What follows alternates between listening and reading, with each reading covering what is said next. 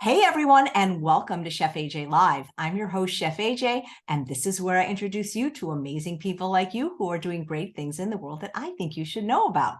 Well, my guests today are certified health coaches, Rick and Teresa Starr. Please welcome them to the show. Nice to meet you guys. Hey there, Chef Hi. AJ. How are you doing today? That's so nice to see you. You guys wore matching colors. We didn't We're very plan it. coordinated. We didn't plan that. It just happened. Yeah. But thank you so much for having us on the show. Well, Yeah, we're thank you so for glad to be with you. contacting us. That's how people don't realize they'll go contact this person to be on your show. We don't do that. When you're interested, just write us, and then we do our best to get you on as soon as possible. We know there's a wait sometime. Well, it sounds like whatever you guys do, you're on the same page. And I think that is so important when people are trying to affect healthy lifestyle or dietary changes to have both spouses agreeing. And it seems like you guys do. Yeah, Yeah, it really we are helps. totally in this together. I love it. We've been Well, doing this for a long time. oh, how long? Well, somewhere around 25 or 30 years. There's been some off times and some on times. I think a lot of people go through those kind of ups and downs. I call it falling off the wagon. But Falling off the kale truck. The kale truck. Kale truck. I like that. That'll be our new way of saying it. But we've been at this a long time. Our last stretch has been, I would say, 15, 17 years. Yeah. So, and red meat has been 30 years easy. Easy. That's amazing. I would love to hear all about your journey, when you became vegan or plant-based and why. Yeah. Well, we've got a PowerPoint that we prepared, and it kind of goes into that a little bit. Would you like us to share that? I love it. I personally love when guests have PowerPoints because I look and pay attention. Not that I don't pay attention when you don't have a PowerPoint, but there's something about PowerPoints that it draws me in. All right. Awesome. Well, let's jump in then. We'll just go to the PowerPoint, and you can see where we're at with this. So hang on one second. Okay. So, like you said, when you introduced us, we are Rick and Teresa Starr. And we have a website called I Thrive at Life, which is, of course, where we deal with a lot of health and wellness issues, as well as relationships. That's kind of one of our other things that we deal a lot with.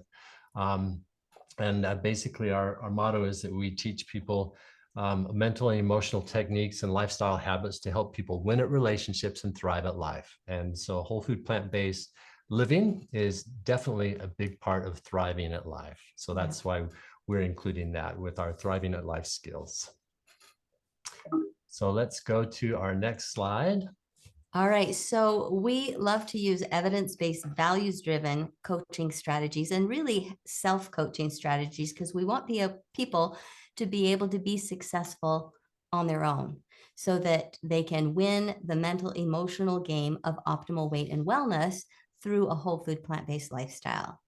And we've been eating whole food plant-based for over 25 years. As Rick mentioned, there's a few little breakups in there, and we'll tell you about that in a minute. But really over 25 years, and it's made such a difference in our health, in our wellness, in our energy and enthusiasm for life. And as certified professional health and wellness coaches, we really love to help people see the difference that a whole food plant-based lifestyle can make in their life. And it's especially exciting for those who are dealing with cardiovascular disease to help them recognize that they can prevent and reverse cardiovascular disease or other health challenges. So in 2020, we put together a course called Whole Food Plant-Based Adventure. And we taught it in our community. It was actually, Chef AJ, I remember that you had Neil Nedley on your show. And I taught his course or facilitated his course in my community with a few other members of our community. And the week 3 of his course is called Nutrition for the Brain.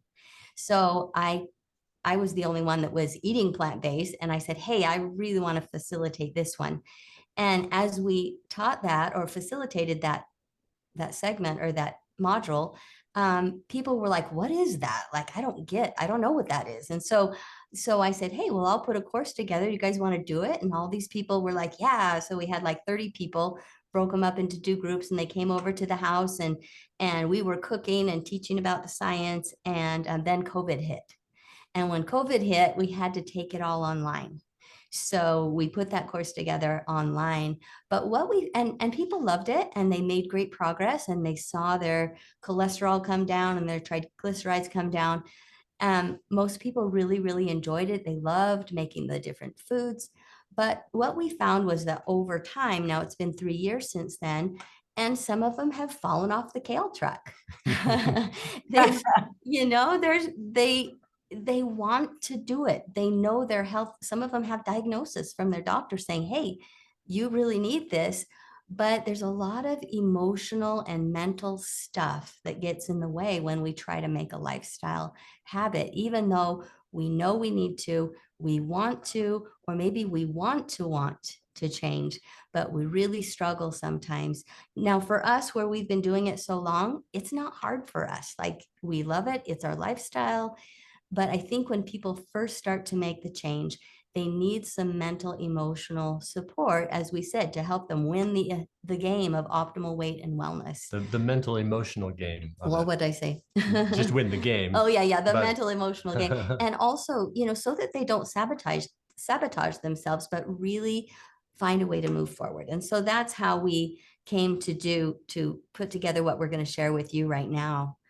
And while we were teaching that course, one of the things I noticed, Teresa put together, part of the course was, of course, teaching the preparation of food and that kind of thing. But toward the end, there was about 20 minutes where she would teach about the mental, emotional, winning the skills to win the mental, emotional game of eating in a new way for a lot of these people. And it was interesting how they were very interested in what she taught there. I mean, they thought they were just coming for like a cooking thing, but when they started learning about how to coach themselves and think things through and win that mental, emotional game, there was a particular interest in that. And so they just loved that part. Mm-hmm. So they didn't keep it up, because they didn't stay in the game, but we'll class ended. So yeah. And the class ended. And so our hope is that we can share with your audience just some tools that people can find. They can help themselves online, knowing the names of some of the tools and strategies that can help them be strong as they're making this transition. Yep. So I just want to start by sharing a little metaphor with you about willingness and readiness to take action and improve your health with a whole food plant-based diet. So, this is what I like to share with people. What if this happened to you? Let's say you wake up in the middle of the night and you discover fire all around you. And right in front of you, there's this firefighter who says, this is an emergency. Your building is on fire. Your life and health depend on you taking action now. What would you do? Like most of us, what did you say? I would leave. Exactly. Like, you'd get out of there. The building's on fire. And most of us would, but it is possible that there would be some people who might hesitate. Maybe they have something in the other room that they want to rescue because they don't want it to get consumed in the fire. Or maybe some people might be fearful of the discomfort of running out of the burning building for fear that it's going to be hot.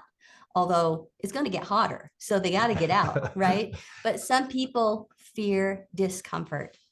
And most of us would say, well, crazy, get out of the building. And yet some people might feel a little paralyzed at the fear of getting out.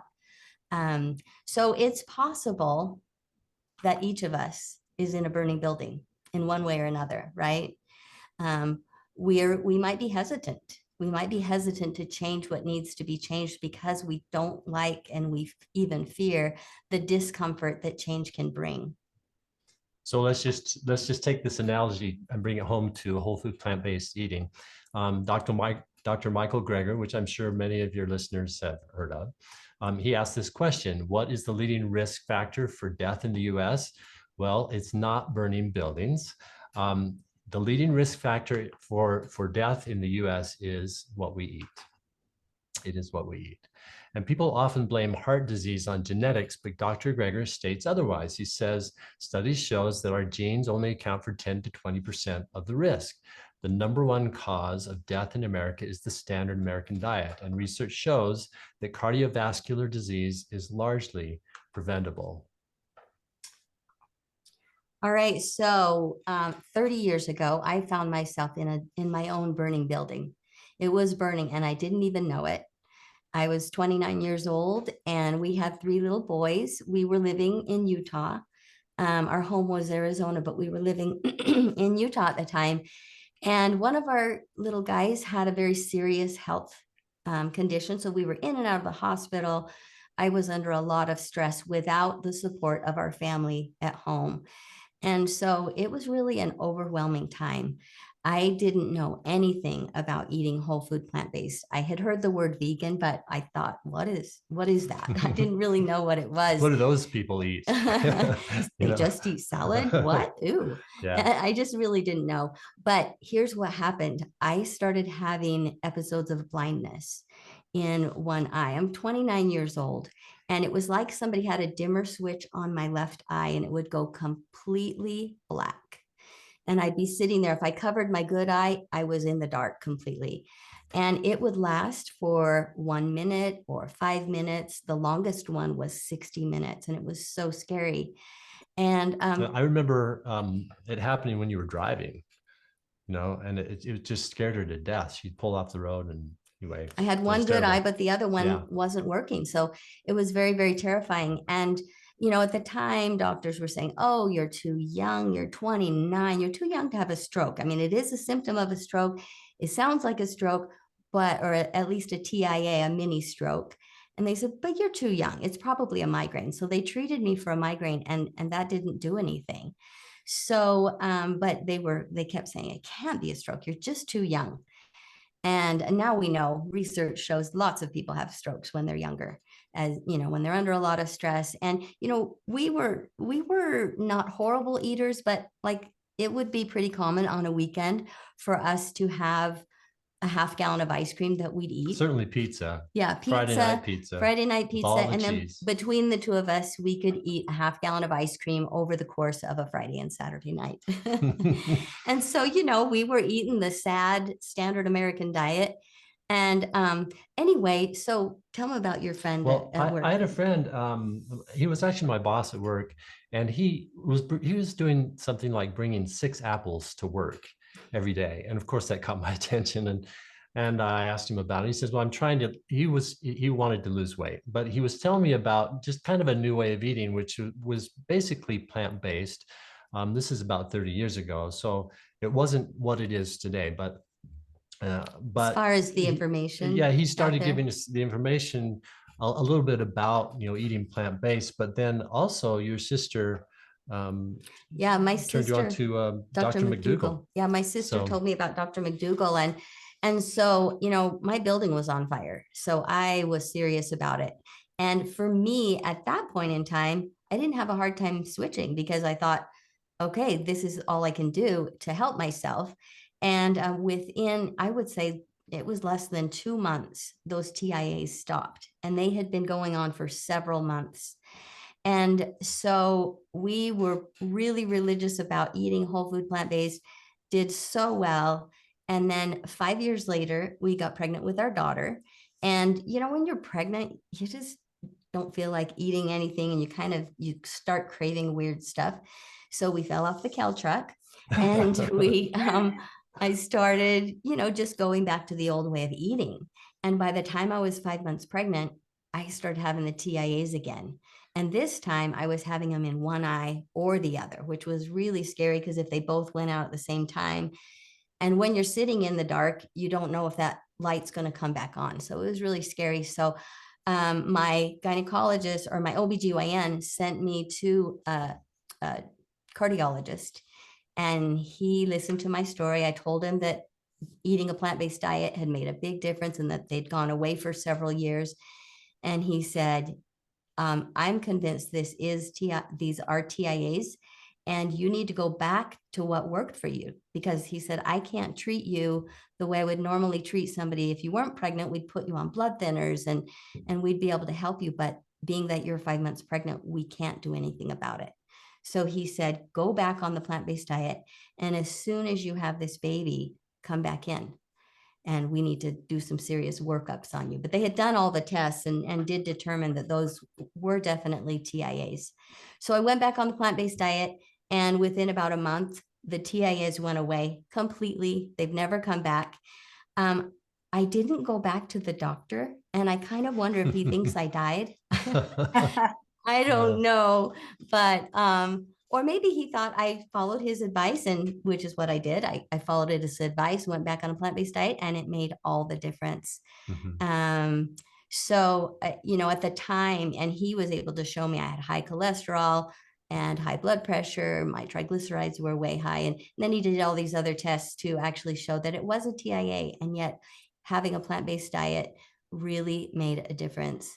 And Mhm. so I've just been really grateful that I found the whole food plant-based diet. And even though information was limited, we're very blessed nowadays because we have so many resources out there on the internet and so many amazing doctors. And I think the thing that really cemented us in this lifestyle, this way of eating, was when we saw Forks Over Knives. Oh, yeah. And that's when we really took the plunge deep into it.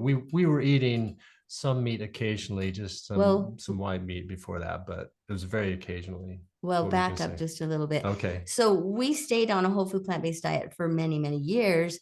And then when we moved up to Utah and it was cold here, that's when we started eating just a little bit of meat, because someone told us, oh, you better eat meat. You got to get meat on your bones because it's cold out up there.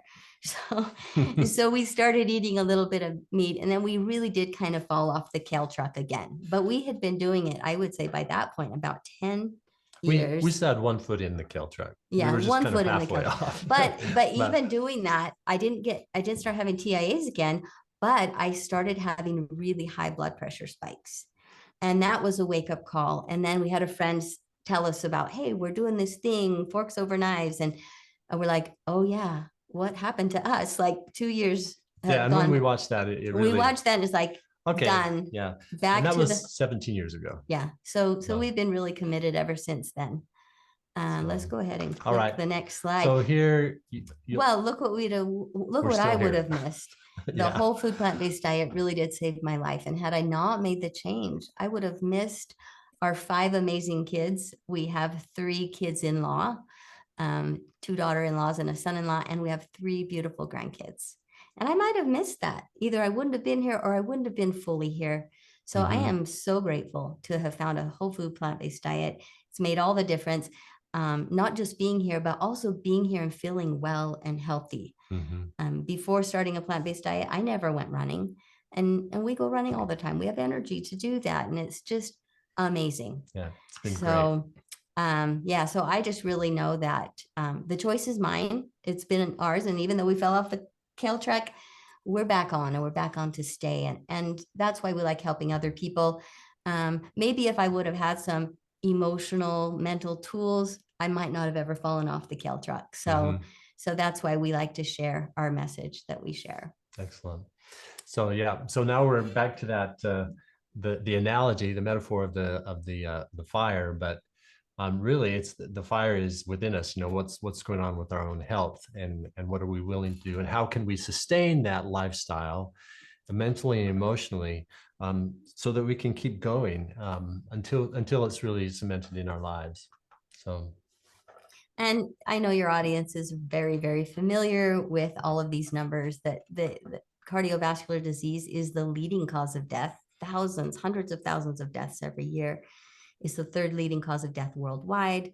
And also diabetes is the 7th leading cause of death. And all of these diseases can be prevented. They're preventable. Yeah. And with cardiovascular, they've got evidence that it is reversible with the plant-based diet. And I think I'm evidence of that, because the TIAs stopped not just once, but twice. And made a big difference. So here's a quote from the Physicians Committee on Responsible Medicine. Groundbreaking research shows that a plant-based diet doesn't just prevent heart disease, but that it can manage and sometimes even reverse it. Just adding to what we were just talking about. And Dr. Greger talks about how it is the only proven diet to reverse heart disease. So that's pretty incredible. So what we like to talk about is the mental and emotional part, that piece of optimal weight and wellness with a whole food plant-based lifestyle. That's why we do this. So why don't you introduce this? Well, we've come up, actually, this was this secret sauce. It stands for things that will help support you and help you find that whole food plant-based success. So knowing the science and getting yourself, meaning your mental, emotional state in line. This is the sauce part. This She's is the spelling sauce. right. So I'm the first S is science. Yes. The second S is self. And the The O O. is your connection with others, because sometimes that can sabotage people. And then your surroundings, getting your surroundings so that they support you in a plant-based diet rather than having all kinds of treats around you that are tempting you.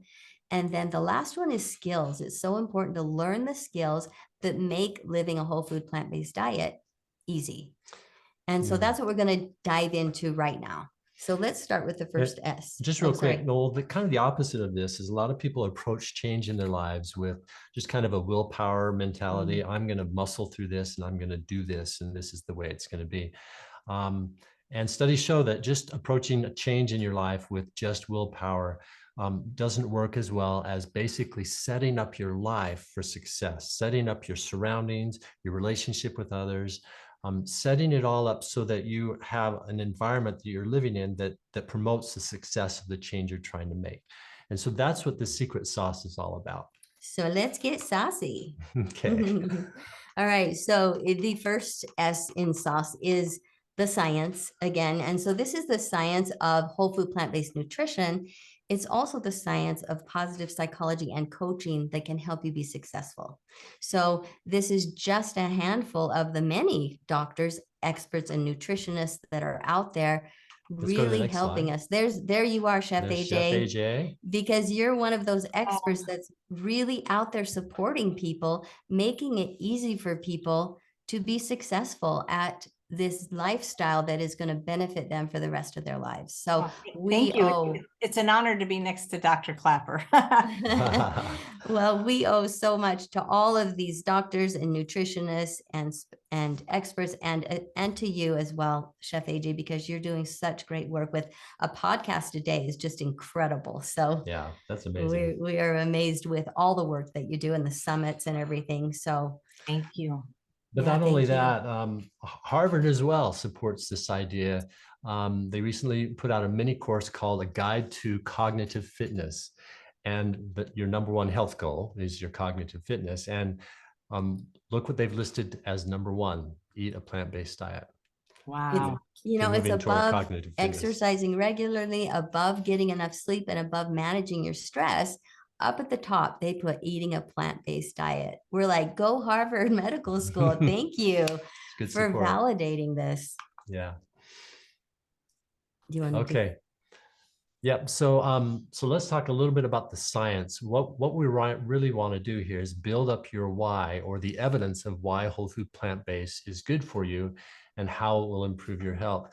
One of the ways of doing this, for example, is just by listening daily to a podcast like yours, where you basically are getting that science strengthened in your life. You see it every day, and it becomes that builds up your why. It helps you in decisions and it motivates you. So, when I see, like, I used to love hot fudge brownie sundaes in my time when I was off the kale truck, and I loved that. And yet I knew it wasn't good for me. But when I have been motivated by continually learning the science, listening to the doctors, listening to the experts, reading the books, that motivation, I can look at that, those hot fudge brownie sundaes and just be like, no, thank you. Because I know there's something so much better. I have a really big why because of the science, because of what I've learned. And the research shows the benefits for eating whole food plant-based, as well as the consequences for not doing so. So it gives you kind of a why you should do it, but also kind of what happens if you decide, not to do it. So really just kind of immersing yourself in the science just a little bit every day. It's like good exercise. And I feel like for me, like when we first started this, I knew that my health, I was ready to have a stroke any day. And I knew that it was severely going to compromise my life. So that was kind of that threat. And so sometimes, that threat of what can happen if you're eating the standard American diet is a really good motivator, and it can really help us. But then it's also fun to focus on the benefits as well and to see those benefits coming to pass in your life. And I just have to say, I love this picture of the dad with his daughter, because You know, sometimes when we tell people that we eat plant-based, they're like, oh, I'm so sorry. You know what I mean? And they think that we're missing out, and we're like, no, we love this lifestyle. We get to eat vibrant, amazing foods. We appreciate food, I think, more when you eat a plant-based diet. Your palate changes, and the gooey, icky stuff no longer has that flavor. But when you eat a pepper and it squirts juice at you, and it you know, and it's It just so tastes great, tasty and and it's crisp, sweet. you notice the sweetness of food. So I just love this picture of the dad, and he's really helping this little girl enjoy the beautiful plants and vegetables that we get to eat, and they are just like nature's Yeah. candy. So let's go to some of the tools that are part of this. We really turn a lot to coaching science and psychology to talk about this. And we use this picture of an iceberg because a lot of people have heard about SMART goals. You know, that's kind of, well, set some SMART goals and that'll get you, you know, going to where you want to go. But there's a lot of other tools that people can employ in their lives when they need them. And so we wanted to also talk about some of those things that you don't see quite as often that are kind of the other part of the iceberg. So, And SMART goals are great. I mean, it's good to know how to set goals and, you know, to set those SMART goals, but there's a lot of resources online, and these models that we're sharing with you, they're out there. People can find them online, but they are evidence-based positive psychology, and psychologists use these in their therapy. As coaches, we use them in sharing techniques with our clients, and they're really helpful to help people, again, get their mental, emotional game in order. So the first one is the stages of change, and this can help people discover how ready they are for change. Most importantly, it can help them get ready just to move forward. It's really important. Sometimes, you know, we get excited about a plant-based diet, and we know somebody's struggling with their health, and we just want to get them into the whole food plant-based lifestyle. And studies show that that doesn't work. It has to be their idea. So instead of pushing people to change, it's far better to gently nurture them through, first of all, through an example, but also just nurturing them through the stages of change. And we'll actually go through the stages of change real briefly to show you how helpful that can be. The second one is called appreciative inquiry. And this model invites you to create the vision of what you want. It's like a blueprint for a house. You're going to be much more successful building a house if you have a blueprint. And the same with beginning a whole food plant-based lifestyle. It's where you envision the health and wellness you want to enjoy, and you focus on those benefits. And also envision yourself being successful in the process. Sometimes people envision themselves not doing well. They're like, oh, I could never switch. I could never give up my cheese. I could never give up this or that. And so they're envisioning what will go wrong instead of envisioning, yeah, I can do that. And I can actually see myself enjoying health and vitality if I eat this way. And so that vision is going to be what carries them over and helps them resist the temptation to fall off the kale truck. And one of the key points here is envisioning the process. Studies have shown that if you envision not just the end result, but the process of getting there, it really makes a huge difference in your success rate. Something as simple as envisioning, before you go to the store, envisioning what you're going to buy in the store. What aisle am I going to go down? I'm going to go to the produce section. I'm going to buy the fruits and vegetables, and that's all I need. And then I'm going to leave. And maybe even go ahead. Just envisioning the steps is really important. Yeah, I was going to say, to add on to what Rick just said, envisioning saying no to that hot fudge brownie sundae, and envisioning saying, no, thank you, I don't want cheese on my pizza, but I would love extra veggies.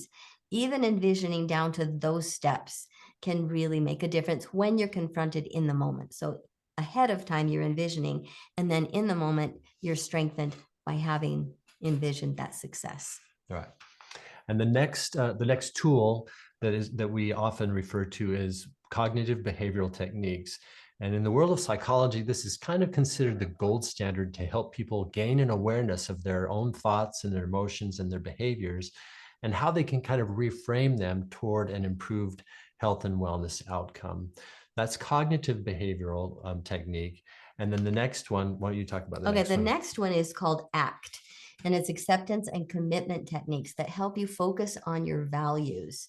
So your values, for example, in my story, my values was I really did not want to, die or be in a bad situation where I couldn't live a normal life and he would have to take care of me. I wanted to be able to be healthy and well, and I especially wanted to take care of our children. So that was a value, was health and wellness and being there to raise my kids. So our values really drive us forward. And so in acceptance and commitment techniques, you are able to focus on what is most important to you, and doing that makes it so that you can endure some of the discomfort. I mean, we love living a whole food plant-based lifestyle. We've lived it for a long time. It comes easy for us, but in the beginning, and obvious by our track record, having fallen off the wagon a few times, it can be tricky. And so I wish we would have known at that time if we could really have held on to that value, the values of family, of values of strength and wellness. I think that would have helped us when the temptation came to, you're at a family party, everybody's having this or that kind of food, and you feel a little awkward. So you go ahead and start eating. And of course, once you start eating, you find yourself, really addicted and going back for more. And so holding on to what you value and just in your head thinking, okay, you know what, that looks really good. And yes, I want to be and socialize with these people, but I care too much about the health and wellness and being here for my family. So I'm going to find something else to eat, or I don't even need to eat. I can just, have a drink of water or whatever. But really hanging on to our values can make a difference. And it can even help get us through the hard times and the discomfort of having to say no when everybody else is having that hot fudge sundae or whatnot. And really, CBT and ACT are both techniques that allow you to, they help you with how you process your thoughts, feelings, and emotions, and how you increase your focus on values in your life. They both work a little differently, but toward the same end. So they're really great techniques. And one of the things that I like to, just a simplified version of how we apply these tools, is the 3 N's. I love these. The 3 N's are so helpful, basically to notice, to name, and to navigate. So when you notice, you're aware of kind of what your thoughts, feelings, and emotions are. And then being able to name, that's where your science comes in, is because if you had kind of educated yourself about a topic, then you have the ability to name what's going on in your thoughts and your feelings. Am I stuck in a thinking trap, or what's getting at me right now? Am I depleted? Is that why I'm kind of defaulting to eating the wrong things? It helps you to think through that. And then navigate, of course, is where your skills come in. You're able to navigate your thoughts, feelings, and emotions when you have the skills to do it. And so that's what this is all about. Yeah, and we'll go into that a little bit more in just a second. Sorry if I got ahead of you. No, you're good. So just real quickly, we wanted to talk about the stages of change. Now, this model has been around since the 70s, and it first came out helping people to stop smoking. And they wondered, as the research were studying it, why do some people seem to be able to just say, yep, I'm done smoking, I'm quitting. And then other people really struggle with it for years. And what they found is that people have to decide to change. They can't be pushed. They can't be forced. It has to be their idea if it's going to be a lasting change. And so here, real quickly, are the stages of change. You want to click that again. The pre-contemplation stage is where they're not even thinking of change. I mean, before I had a TIA, I would go on an occasional diet here or there, but I really wasn't serious about, never dreamed I would be eating vegan, right? It just never even entered my mind. So the pre-contemplation stage, it's like you don't know what you don't know. You don't know that there's a better way to eat. Or another time you can be in the pre-contemplation stage is maybe you've tried to eat plant-based and maybe you failed or that's kind of a harsh Mm. word, but maybe you've fallen off the You've- wagon. Your perspective is that Yeah, you you failed. feel that you Mhm. failed, and that's so hard emotionally. You know, when we don't do as well as we want to, we really can beat ourselves up, and that inner critic gets really loud. And you know, when a baby falls down, a baby gets back up, right? And they just start walking again. But as adults, sometimes when we fall down, we're like, forget it. That was painful. I beat myself up so much and I felt so much shame. I'm not even going to try it again. So that's what pre-contemplation is. You're just kind of like, nope, either I don't know or I don't want to know that there's a different way to live. And then the next one, do you want to share that one? The next one is the contemplative stage. This is where you are aware that there's a problem. Do you want to take that one? Yeah, this is kind of, you want to change. You Mhm. may not be sure how, and your mindset and your motivation is not quite ready to make that change. And really, when you're in this type of stage and you're aware of it, you notice it, this is when you want to start building up your whys, and which basically is a comparison or looking at the cons of doing something or not doing something and the pros. And generally we focus on what the cons are greater than the pros. That's because it's change. You're making a change in your life. And what we want to do at this stage of change is we want to switch that around and build up your whys so that your why is much bigger. And that's where, again, science can come in to help you educate yourself.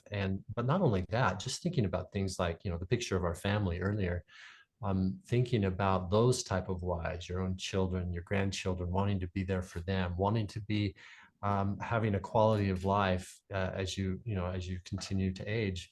That type of thing can also increase your why. So that's kind of what the contemplation stage is. Yeah, and when you come into the contemplation stage, you do have a lot more cons about reasons why I don't want to change. But Mhm. then as you build your why through studying the science, through thinking about what you really value in your life, then you get your whys to be much bigger. And that gets you ready to move on to the next stage, which is called the preparation stage. And this is when you're intent on making a change. You really do say, okay, I recognize that this could be a really good thing. I could improve my health and I want that. I want to really try. And so you're preparing. At this stage, you're watching Forks Over Knives and you're listening to Chef AJ every day. And you're really preparing yourself physically. Maybe you're cleaning out your pantry and learning some skills. This and is then, where you're kind of applying that secret sauce. You're setting up your yes, life for success as you move forward. right. You're getting all set up, preparing to make the change. And then the next one is actually the action where you're diving in and you're saying, I'm doing this. I may not be perfect, but I really am serious about getting into a whole food plant-based lifestyle so that I can enjoy all the benefits that I learned about in the preparation stage. And then you get to the maintenance stage, which I think we feel like we're in the maintenance stage for the Mhm. most part. Mhm. That we live it and it's easy. It's not even hard anymore. It's just what we do. There could be, the next one is the relapse. There could be an occasional time where, maybe we made a whole food plant-based treat, but we ate too much of it, right? Or maybe we said, oh, these guys are having chips. I'm just going to eat one. And then it ends up being a few more. But really, I think when you've been on a plant-based diet for a while, those other foods don't make you feel good and you really notice a difference. So it's really easy to, if you do relapse, it's really easy to want to jump back into preparation and action and maintenance because you don't feel good when you eat the standard American diet and you feel so much better when you're eating those whole plant foods. And again, when you hit like a relapse, this is a cycle, and if you apply the tools right, you're cycling upward. Mhm. Even when you hit a relapse, you learn how to process that so that it doesn't become a failure, but it becomes a learning opportunity. Is what we're talking about. Yeah, and there's And one more so- little click Oh, that's going to okay, there show we the, go. so That's what I was talking about. yeah, if you have that relapse, then you can choose to learn from it. And that's a really big thing is to have that growth mindset rather than being stuck and saying, oh, well, I failed, never again. I'm just going to sit in the pre-contemplation phase. No, it's all about this upward spiral. And if we have a hard time, we just say, okay, what did I learn from that? Oh, I learned I really can't keep chocolate in the house. Or I learned I need to what? Well, I need to arrange my kitchen differently so Yeah. that the things I want for my health are easily accessible, and the things I don't want are maybe just not even there. Mhm. You know. Mhm. Okay. So Chef AJ, before we move on to the self part of our secret sauce, I'm just curious if you have any questions or thoughts that you wanted to add into this. No, this is amazing and so useful. I'm just curious, when you work with people, we talked about at the beginning how both of you guys are on board and it makes it easier. Are you still able to work with people if like family members aren't on board? Because it just seems like it's going to be so much harder. That's true. That is definitely an element. Your relationships are huge. The social aspect of making a change in how you live your life is huge. And that's why we put others as part of the secret sauce. Others includes things like, what do you say? How do you say it to people who are close to you, so that they, if they're not supportive or don't do exactly what you're going to do, that at least they can buy into supporting you in what you want to do. Another part of the others, part of the secret sauce is finding that community that is supportive. So there's a couple of aspects, both the communication aspect and finding those who will support you. But yeah, that's definitely, we teach people how to talk to other people about, what their needs are, and what support they need, and making a request for the support that they need.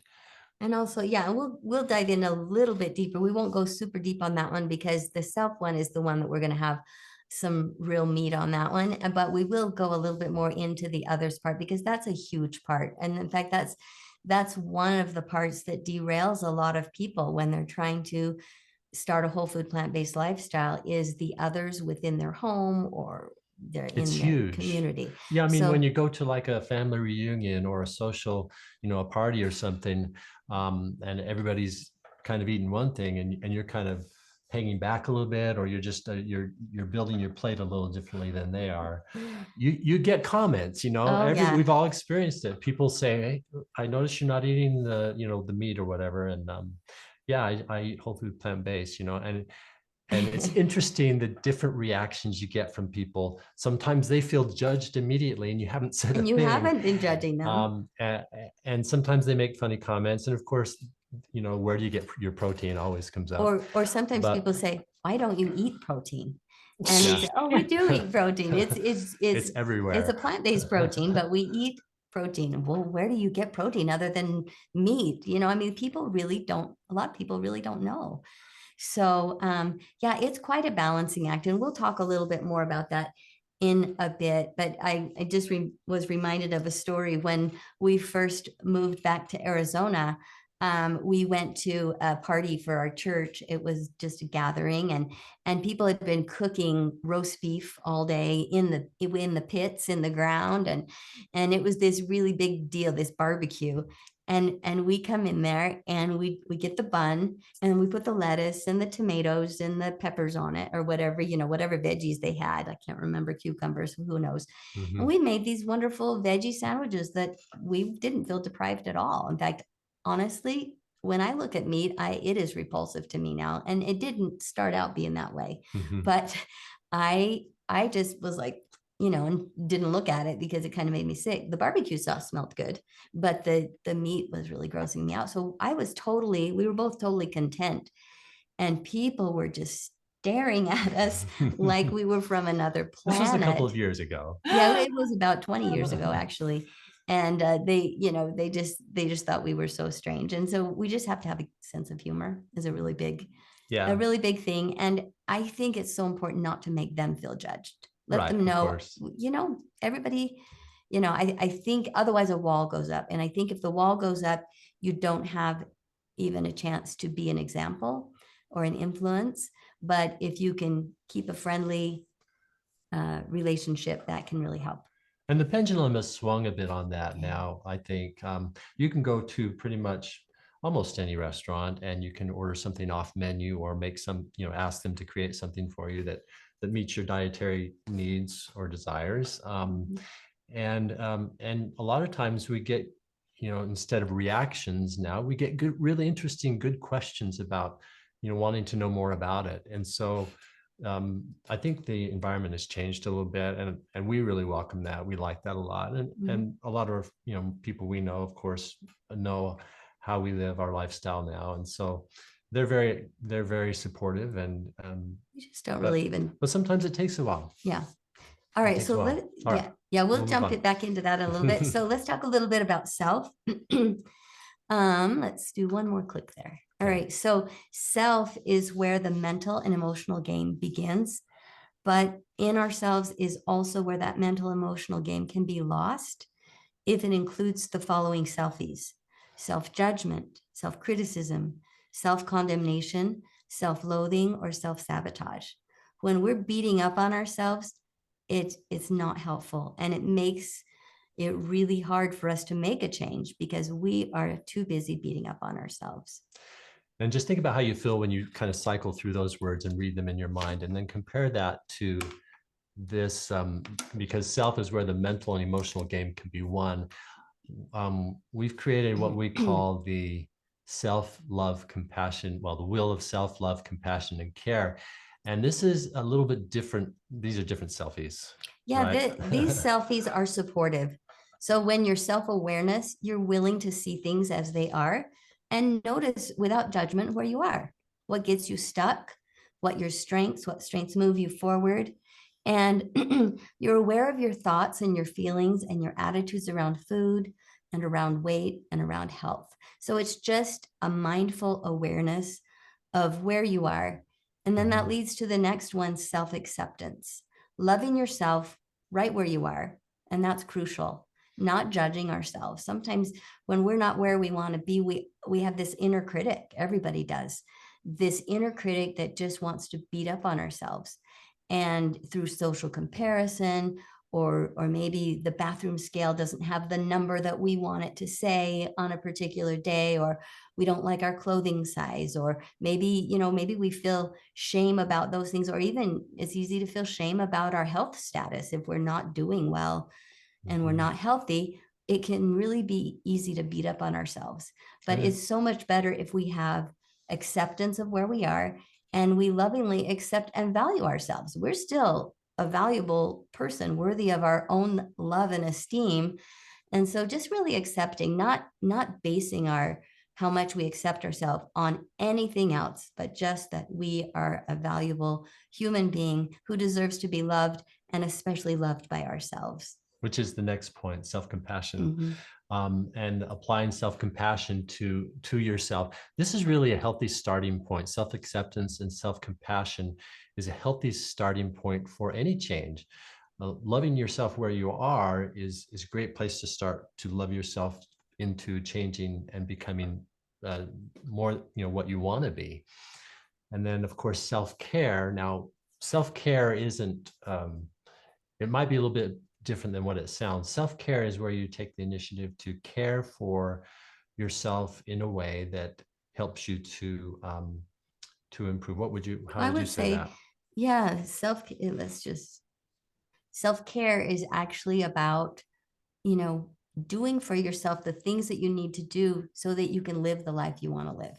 So whether you need to learn more skills, whether you need to improve your health and well-being, whatever it takes, just self-care is learning to care for yourself, and so that you can live the life you want, plain and simply. And then the more you have that self-care, you develop self-efficacy, which is just that confidence that you're in charge of your vehicle. You're driving your kale truck, right? You are driving that truck, and you can choose, and you can have confidence that the choices you make are going to help you live the life that you want. Excellent. So, all right, go ahead. Self is also where the mental emotional game can be won. When you focus on your why, again, we're coming back to your why, And the why, it really equals what you value in your life. So speaking of values, this is just another little metaphor. You know, if you had this Ferrari, what kind of fuel would you put into it? High grade, right? Absolutely. You'd put the highest quality of fuel because you want to take care of it. And our bodies are our most valued vehicle through life. I mean, they need to sustain us from the beginning to the end. And so, of course, they deserve the most premium fuel. And that's part of self-care and self-love, self-compassion, is the gratitude we have for this amazing body, right? We have amazing bodies that can do what our bodies do. It's incredible. And so if we can value it as this great prize, this vehicle through life, and then treat it with that same respect, giving it the fuel it needs, just as we would a fancy car. And then another value that really helps people most is thinking about their loved ones. And our loved ones are like our most valued possession. They deserve to have us. They deserve us to prioritize our health. So again, coming back to values, values build your why, and they help you move from contemplation stage to preparation stage and then on to action. They really prepare you for the action stage of change. Love yourself enough to value your health and take action and get out of the burning building. That's our message. Make a list of your personal values. This is a great exercise for your listeners. If you want to try this, just make a list of personal values such as your health and wellness, your family and friends, and a meaningful, well-lived life. And keep that in front of you. It's important to review that in your life. Well, and also your personal values really can help you cultivate grit and resilience. So when it gets tough and when it's hard to make those decisions, just thinking on those values is going to give you that grit and resilience to keep moving forward. All right, another great tool, and we didn't put this on the thing before, but mindful awareness is huge. Mindful awareness really can help with whole food plant-based success. Being mindfully aware involves focusing on the present moment, noticing what's happening, but doing so without judgment. Sometimes that's where we go wrong. We start judging ourselves, and that's where we sabotage. But if we can just notice what's happening with no judgment, mindful awareness helps us slow down. So we have this picture of this hummingbird. And if you've ever watched a hummingbird in slow motion, you can just feel that, we know how fast they go. And sometimes we all move through life in this hummingbird pace. But if we can just imagine being that hummingbird, slowing down enough that we can notice and name what's happening, where our triggers are, and then navigate them. And that is the power of mindful awareness. And there's another couple of slides that talks about it.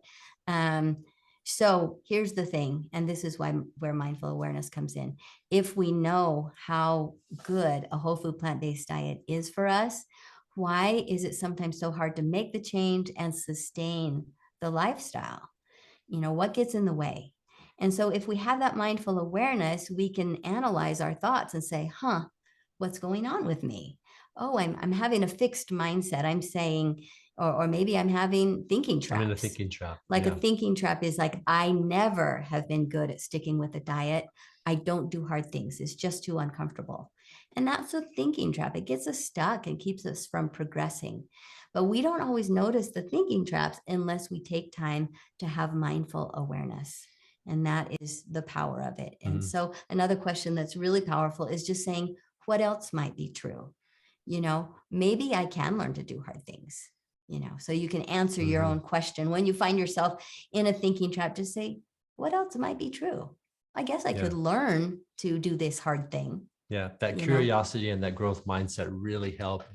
And again, these are parts of noticing. The mindful awareness is part of noticing, and then you move from there into, well, what do I do to process? How do I change how I'm processing this? And that's where you would use the CBT or the ACT models to figure out how to keep moving toward your values.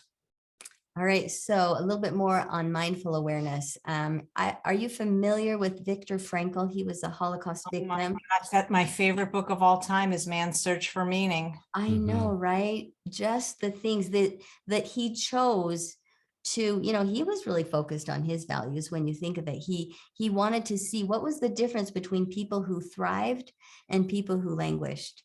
And he watched that, and this was really key. He said, between stimulus and response, there is a space. And in that space is the power to choose. Sometimes we think we're helpless victims and we're pulled this way and we're pulled that way. But if we can keep in mind that mindful awareness to slow it down, that hummingbird who's now in slow motion, that will help us have more psychological flexibility. And mindfulness helps us notice that stimulus, whatever it is that's tempting us to fall off the wagon. We can notice that mindfully, be aware of it, and then elongate that space. That, usually when we have a temptation or something that's calling to us, maybe a double cheese pizza or a chocolate sundae, like we just find ourselves, we're eating it. Next thing we know, it's we're reactionary, right? It's very, very instant, like lightning. So we want to slow it down, and mindful awareness helps us elongate that space that Viktor Frankl was talking about. It doesn't need to be this short space. Just in our mind, through mindful awareness, we can make it bigger, which gives us time to notice our thoughts and take perspective of what we're thinking, what we're believing about food and about the situation. So when we seize that space to make a choice, we can make a wiser choice, and we can act in alignment with our values. Whoops, there was one more thing I wanted to grab off that. Okay. And that's what helps us move forward towards our vision, towards our values. And it really is what's key to self-love and key to wellness. Loving yourself well is what I like to call it. So whenever we try to change something as basic as our eating habits, it can trigger the stress response, which can cause an amygdala hijack, of course. Can we explain? Do you know? Yeah. I don't know if everybody knows what the amygdala hijack is.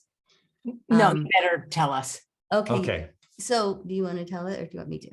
Well, go ahead. It's very simple. The amygdala hijack is kind of your protective brain. It's the part of your brain that reacts to threat, and it often keeps you very safe, because it's what gets you to step back off the street when a car is coming. You suddenly notice a car is coming and you react, you get out of danger's way. That's what the amygdala does for us. But it is also very reactive. And so if your amygdala hijack happens around food, for example, then you're reactionary again. You're reacting. Yeah. And what happens, and they've shown in studies what happens, that stress response and the amygdala sends out this alert. And so it's that fight, flight, freeze response. And it also shuts off areas of our body that are not needed, that are, we're going to either fight, flight, or freeze, but we don't need to think is kind of how it is. Well, we do need to think, but our system says, nope, no time for thinking. We just got to act. So if we're in the middle of a road and we need a kale truck is coming after us, we got to get out of the middle of the road, right? And so that's when a fight, flight, freeze response is helpful, if we can act instantly. But there are times when this prefrontal cortex shuts off and we need to think. We need to be able to say, okay, I need to make a wise choice here. I need to elongate that space so I can think clearly.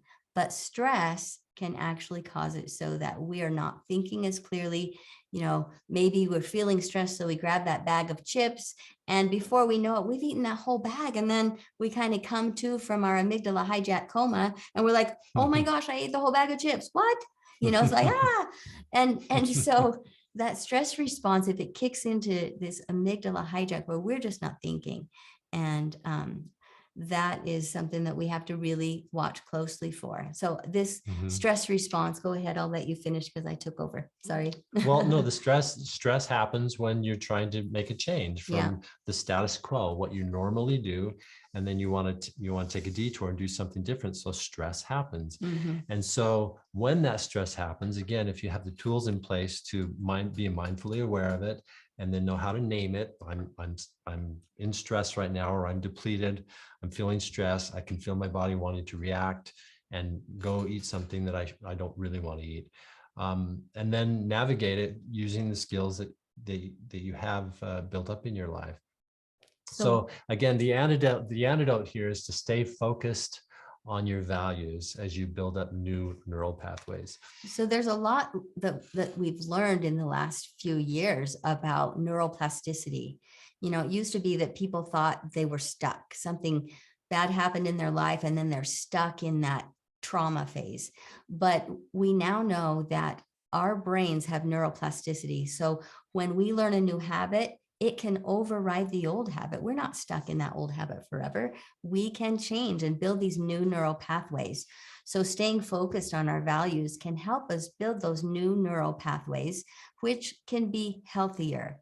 You know, as we said, you get stressed out if things aren't just status quo, and we might resist that. But if we stick with it, build up those new neural pathways, then those more healthy choices can actually create a new status quo, and we feel less stress over time. Making these better choices, there's less stress. Does that make sense? Yeah. Okay. And you can really, if you think about it, going back a few slides, if you think about applying that self-acceptance, self-awareness, self-acceptance, and self-compassion and self-care, that cycling through that wheel of self-care really can help you learn how to process these things and move through them. You're going to experience emotions whenever you make a change. The question is, are you getting stuck in the emotions, or you're moving through them in a healthy way so you can move to what you want to move toward? Yep. We just have a few more slides because we actually have a salad that we want to make. So we're going to quickly finish up here. But Okay. the stress response can also interfere with, you know, maybe we have these old habits, and sometimes we feel like food is our comfort. Mhm. It's the way we soothe ourselves. And it typically is for people. We hear the term comfort food, right? And so food is our comfort. And then people starting a new way of eating, they're like, wait, what? I can't eat my comfort foods. I need my junk food to help me feel better. But the antidote for that is just to employ mindful awareness to discover new go-to sources of comfort and new things that you can do. You can ask yourself, what do I really need? Do I really need this food, or am I craving something else? Maybe I'm craving connecting with other people, or maybe I could soothe myself by going for a run or dancing. We love to turn on music and dance, you know, that could be soothing, or painting or running or making music or reading. There's so many things, you know, that we can do to comfort ourselves besides just eating unhealthy food. Yeah, and this one is about social bonding. A lot of times we comfort ourselves through the social connections that we have. And people think, well, my family and my friends, we bond around food. So food is what brings us joy, and that's great. There's so many good foods that you can bond around. Problem is when we bond around foods that are unhealthy for us. And so when you've decided to go on a whole food plant-based diet, you recognize you do need to change that, but you don't need to change your tradition of bonding around food. If you want to click again, we can bond around healthy food. And what we love to do is we call it healthified versions of the whole food plant-based healthified versions of our old family favorites that might be, you know, standard American diet, but they can be converted. And also the same goes for, you know, playing games. We can do other things besides eating to bond. We can play games with the family. We can go for a walk or sing together, dance, you know, talking, laughing. There's so much we can do. It doesn't always have to be around food, but when we do want it to be around food, we can make it healthy food. And if you've, again, if you've made those requests to your loved ones, the people you hang out with, they become very supportive. So if you are bonding around food, everybody's bonding around the food that they like, and people support you in what you decide to eat. All right. So right. we just have the last three, and we're just going to high level. High level. That's the word. We're going to give you the high level of the next three because we want to have at least 5 minutes to show you one of our favorite salads. We've actually talked a lot about others already, and how we both request of those who are around a lot that they support us in what we're doing, but we also find community that is supportive of how we want to eat. And I want to say one more thing about others, if that's okay. If you don't mind clicking back. Yeah. With others, it's really important. You always hear people say you got to draw your boundaries. And it's true that we do need to draw boundaries, but I think it's also true that we need to build bridges. And so it's really helpful with a whole food plant-based diet where it's obvious that we're eating differently, but hey, we're both eating. Hey, we're both, What do we have in bridges. common? What do we have in common? We're both eating, what do we have in common? We're family, we're friends. So as much as possible, build bridges rather than draw boundaries. And when you do have to draw boundaries that support the relationship rather than sever the relationship. And that's a huge thing.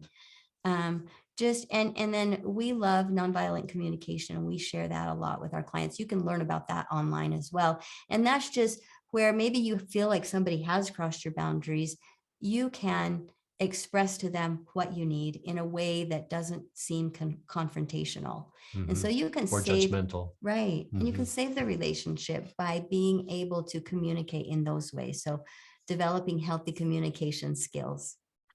So the next one after that is surroundings, which basically is setting up your surroundings to make it easier for yourself to succeed by eliminating the temptations that might be there, but also putting in place the things that will support your new way of living. So any food items in your kitchen, your pantry, or your home, if they don't support your new whole food plant-based lifestyle, then get rid of them. Just don't make them accessible. And then fill your kitchen with there you go.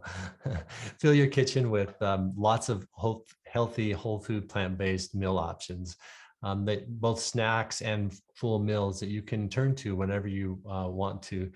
I often will just cut up veggies and I eat love them. that when he does that. I love just, it's, kind of a replacement for like potato chips.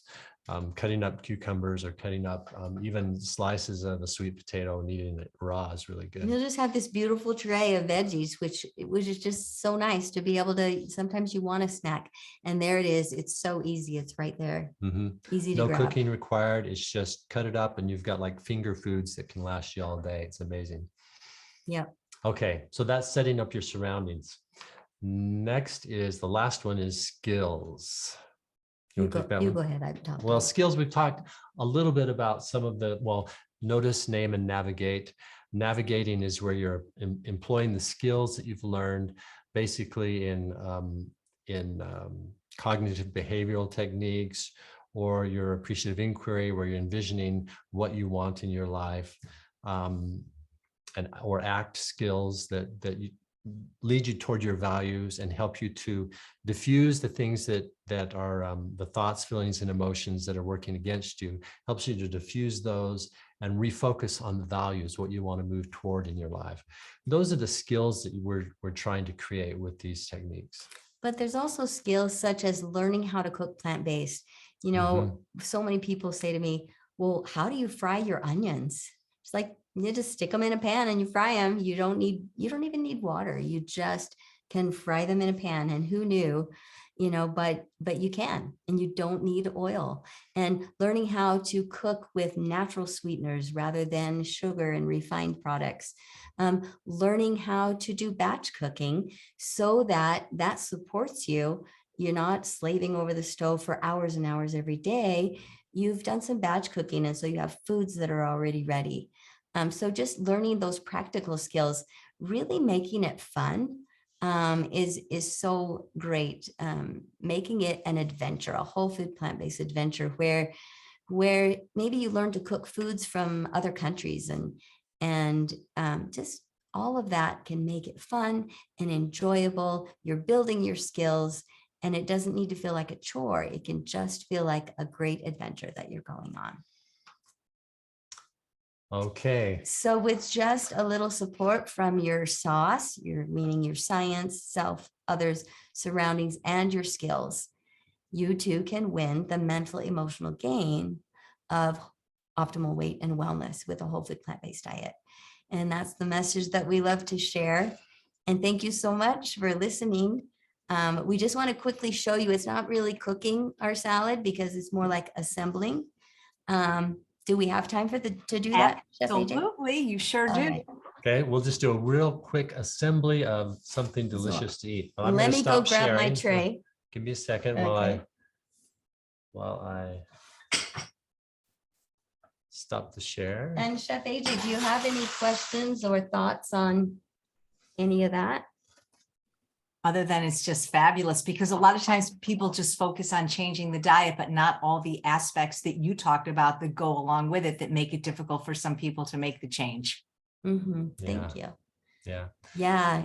And it's amazing, when you feel the urgency of a serious health crisis, that can really get you to do it. And we were so good at it when we first did it because we were afraid for life. But other times it can be harder. Do you want to go get the salad, please? Oh, yeah, sure. All right. So this is one of the places where we sometimes eat, but they have a lot of salt. So we've started making our own. They call this nuts about berries, but we call it nuts over berries. And we can eat it and it's healthy. And oh, did I bring the quinoa? Oh, there it is. Yes. Okay. All right. So this is the nuts over berries. And we've got, and I don't know how you would like us to share the recipe, but If you have it in a PDF or Word, I can put it in the show notes. I do. Okay, We'll we'll do that. You just get So that. if you want to read the number of, so I think we have 4 cups of spinach. And Let's then see. I cheated on this. This is actually supposed to be 1 cup, but I actually probably put 2 cups. This is different greens such Mixed as, greens? Do you know where the utensils went that were in that? No. Over there? No, I'm gonna grab some. Okay. I'll be right back. All right, so this is just mixed greens. Sometimes I like to put arugula in it. It does have that little bit of a bitter taste, but sometimes that's really fun to have in there. So really, it's just your favorite greens. Spinach, it could also be romaine lettuce. It could be these dark green field greens is what we have. And then after that, we have our strawberries. And this little gadget, I'm going to let Rick do this. He's really good at doing this, but just this little gadget. So I'm going to have him. Do you want to do the strawberries? You're doing it. Rick is a really good sous chef. Oh, am I doing it here? Yeah. Yeah, I do. So- I do what she tells me.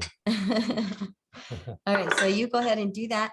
And then, so a cup of strawberries, sliced strawberries.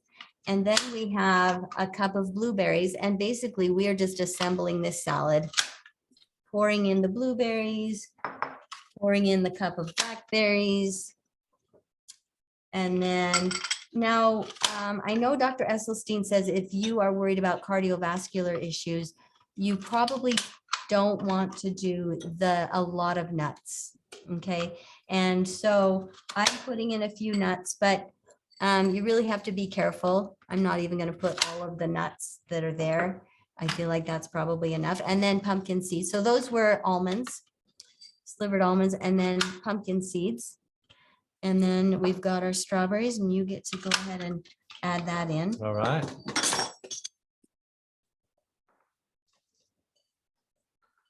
Thank you. And we love this. Look how colorful it is. I especially just in the summer There's to still see all a little these, There you go. vibrant colors. They're just so beautiful. And then Quinoa. what I like to do is add quinoa, and the recipe called for a cup and a half. And I made this recipe, but some people might not like quinoa that much. I like it to be hearty, and I like to feel like, hey, I'm getting my protein too, as well as my greens and my fruits. But if you don't like quinoa that much, you can always cut it down. What I do is put a little bit of cinnamon on the quinoa, and that way it gives kind of that cinnamony taste. Let's mix it up. And then go ahead and mix that. Let's see what's missing. Where's the Okay. fork? Oh, there it is. And then Pecans are really good in this. We don't always do this, but some people, they're used to the pecans on nuts or nuts over berries. A lot of times when you get a salad like that, they have pecans that are like praline pecans, right? They've got tons of sugar and they've been Cooked in butter. And brown sugar. So we found a trick is just to take a little drizzle, like for this many, this is a half a cup of pecans.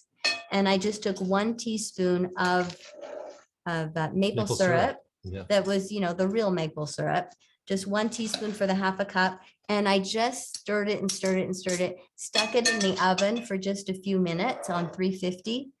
And then it just makes this nice crispy pecan. Now, again, if you're worried about heart disease or cardiovascular issues, you wouldn't want to put the nuts on, but some people really love the taste of the pecans in there. All right. And so that's basically, well, the raspberries are going to go in the salad dressing. Oh, and I okay. feel like the bigger issue for people, there's that beautiful salad. And the bigger issue for people is they always say, what in the world do you eat on your salads? Like, I couldn't eat salad without salad dressing.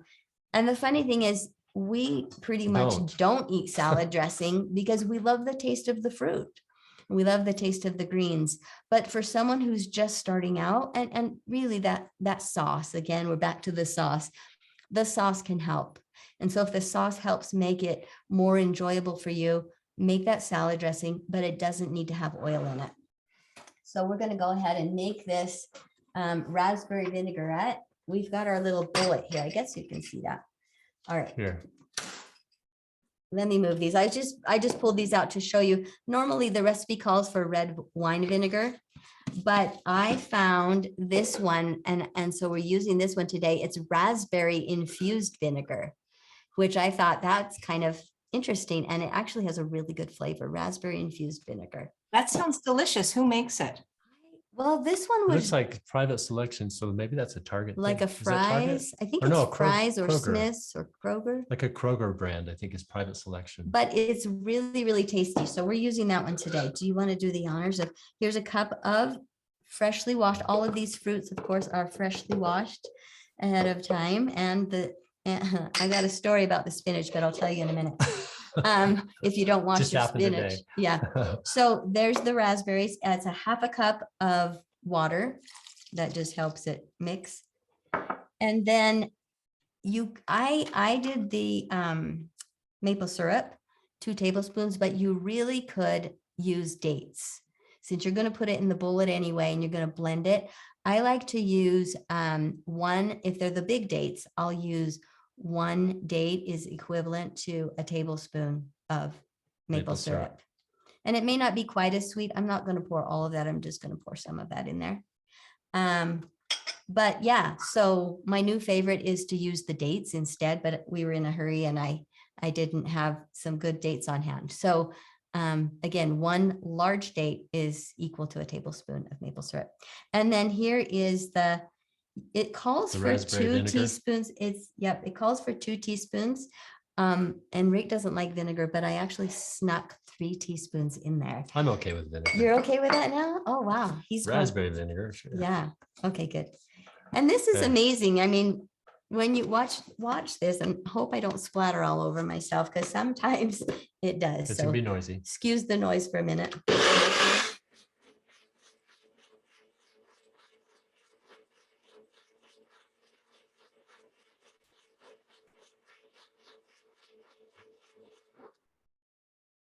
And that's it. And it's amazing.